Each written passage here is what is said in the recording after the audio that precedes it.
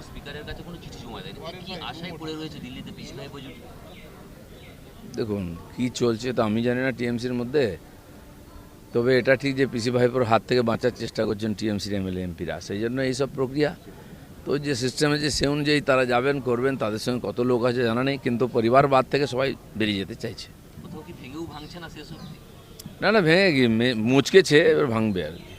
মুখ্যমন্ত্রীর সাথে দেবজুল অভিনেতা মানে কি সুবিধাবাদী, কোথাও কি দাঁড়াচ্ছে সেই সংখ্যাটা? প্রশাসনিক বৈঠকে সমস্ত এমএলএ এমপিদের ডাকা হচ্ছে, তার মধ্যে টিএমসি, কংগ্রেস, সিপিএম সবাই, এবং তারা আসছেনও। এর মধ্যে এখন রাজনীতি আছে বলে মনে করছি না, রাজনীতি তো প্রকাশ্যে সবাই করছে। প্রাক্তন মন্ত্রী উজ্জ্বল বিশ্বাসের বাড়িতে ঢুকে জনগণের ডিম থেরাপি। হরিণঘাটার ডিমের দাম হঠাৎ বেড়ে যাচ্ছে, ডিমান্ড বেড়ে যাচ্ছে, এবং বলছে ভালো ডিমের চাইতে নাকি পচা ডিমের দাম বেশি, খুঁজে পাওয়া যাচ্ছে না। তো সেই জন্য এতদিন ওরা নোট খেয়েছে, এখন ডিম খাচ্ছে, কিন্তু কাঁচা ডিম খেতে হবে টিএমসির নেতাদের, এটা কে জানতো। ডিম ভাত বলে বিখ্যাত, 21 জুলাই এলে ডিম ভাত হতো, এখন ভাত নাই, ডিম রান্না করার সুযোগ নেই, কাঁচা ডিমই খেতে হচ্ছে। এরা যে অত্যাচার অনাচার করেছে এতদিন, প্রত্যেকটি মানুষ খেপেছিল। তো মানুষ যে যেমনভাবে করছে, যাই হোক, ইঁট তো মারছে না, এটা মন্দের ভালো, ডিম মারছে, ঘায়েল হবে না।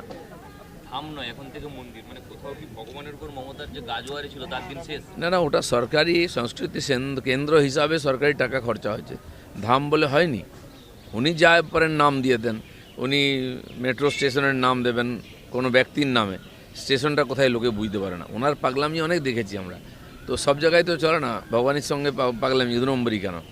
তো ভগবানের ওখানে মন্দির হয়েছে ঠিক আছে, কিন্তু সাংস্কৃতিক কেন্দ্র হিসেবে ছিল, ওটাই থাকবে। আরও অভিষেকের নামে আবারও পুলিশে অভিযোগ দেয়, মানে শিবঘরে যাওয়া কি ভাইপোর শুধু সময়ের অপেক্ষা?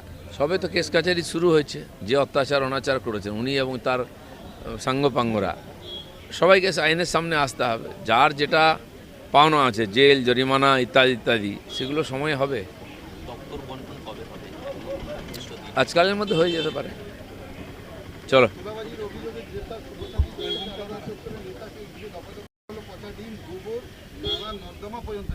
কোনো নেতাকে আলাদা করে বলার দরকার নেই, টিএমসি এর সব নেতা, ইঞ্চি ফুট সাইজের সবাই এই ধরনের অনাচার দুর্নীতির সঙ্গে যুক্ত।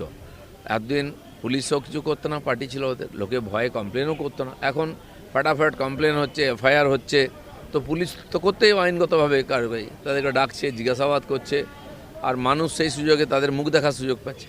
আগে পুলিশের ব্যাটালিয়ন নিয়ে এরা ঘুরতো, যাতে পাবলিক সামনে না আসতে পারে। যেই পুলিশ সরে গেছে, দেখুন একেবারে নাঙ্গা হয়ে গেছে ওরা।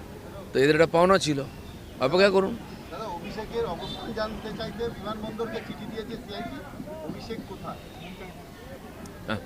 বিমানবন্দর কী করে জানাবে? এটা ঠিকই যে বিমানে গেলে টিকিট করতে হয়, তারপরে তো কোথায় চলে গেল বিমানবন্দর বলতে পারবে না।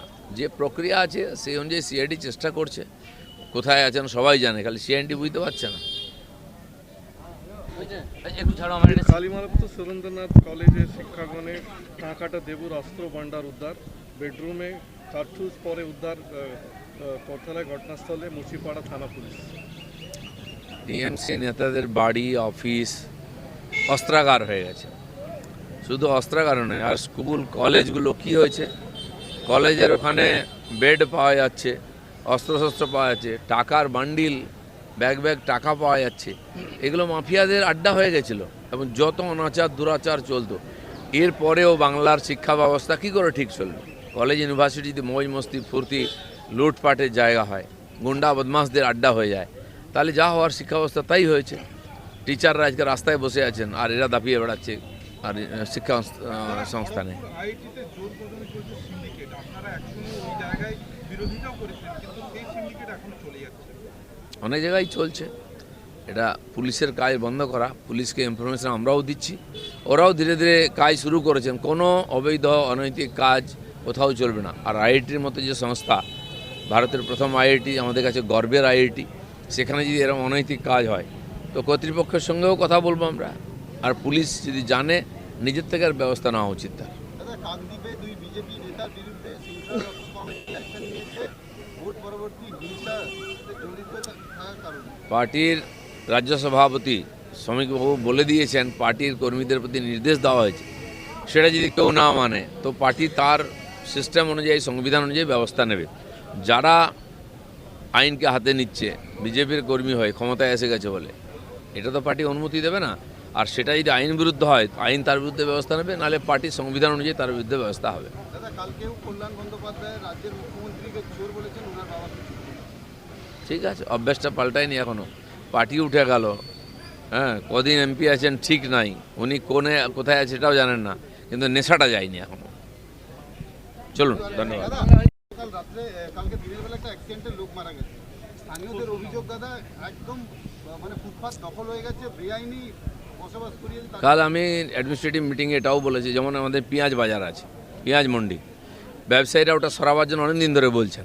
কালকে আমি মুখ্যমন্ত্রী বা অন্যান্য প্রশাসক আমাদের ডিএমকেও বলেছি, এসডিওকেও বলেছি যে আপনারা বিকল্প জমি দেখুন এস্টেটের মধ্যে। আর ব্যবসা বাণিজ্য শহরের মধ্যে তো ছোটো ছিল, লোক কম ছিল, ব্যবসাও ছোটো ছিল। এখন এত বড় বড় গাড়ি আসে বাইরের থেকে পেঁয়াজ নিয়ে, সারা বছর রাস্তা জাম, বহু অ্যাক্সিডেন্ট হচ্ছে আর রাস্তাটা নষ্ট হয়ে যায়। ওটা দিয়ে স্কুলে যেতে পারেন না অভিভাবকরা বাচ্চাদের নিয়ে। তো এটাকে ইমিডিয়েট সরানোর দরকার। বহুবার চিঠি চাপাটি করা সত্ত্বেও কেউ কান দেয়নি। আমি এবার নিজে দেখছি যাতে ওটা ঠিক করা যায়। কালকেই কথা হয়ে গেছে, কাজ শুরু হবে। আর সেরকম পুরো রাস্তাঘাট, আজকে বাস রুট বন্ধ হয়ে গেছে কৌশল্যা দিয়ে, কারণ রাস্তাই বন্ধ হয়ে গেছে। এই ধরনের সমস্ত অবৈধ কবজা ব্যবসায়ীদের বলছে আপনারা নিজেরা সরিয়ে নিন, নাহলে সরকার সব জায়গায় শুরু করেছে। সরকারি রাস্তার উপরে বিজনেস চলবে না, ফুটপাত, প্ল্যাটফর্ম, এর উপরে বিজনেস চলবে না সাধারণ মানুষের জন্য ওটা। তো এটা খালি করবেই সরকার, নিজের থেকে আগে সরে গিয়ে বিকল্প রাস্তা দেখুন।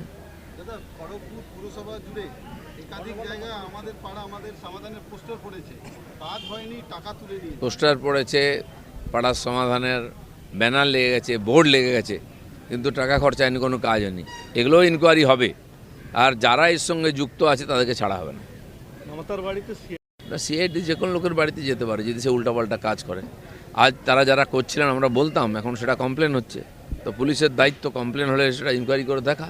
বাইরে কুণাল মদন কল্যাণদের প্রতিবাদ, কার বিরুদ্ধে কী প্রতিবাদ আমি তো বুঝতে পারছেন। তার পার্টির নেতারা, এমএলএ এমপিরা পার্টির নেতৃত্বের বিরুদ্ধে প্রতিবাদ করছে, ওনারা কার বিরুদ্ধে করছেন? একটুখানি শান্তিতে থাকুন কমাস। নতুন সরকার হয়েছে, লোক কাজ দেখতে চায়, আপনাদের চিৎকার চেঁচামেচি লোকে শুনতে চায় না।